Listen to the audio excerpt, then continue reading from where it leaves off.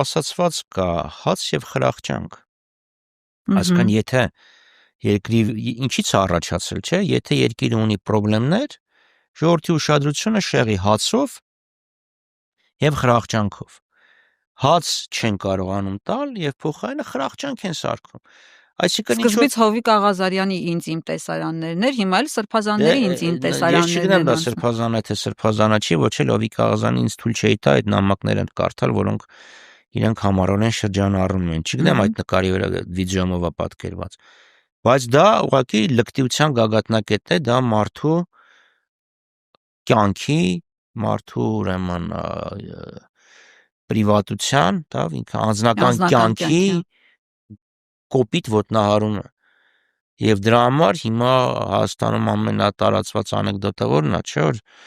կինն ասում է գնում եմ դուշ ընդունեմ, ասում է ամենայն դեպս սպիտակ եղենդ մի հանի։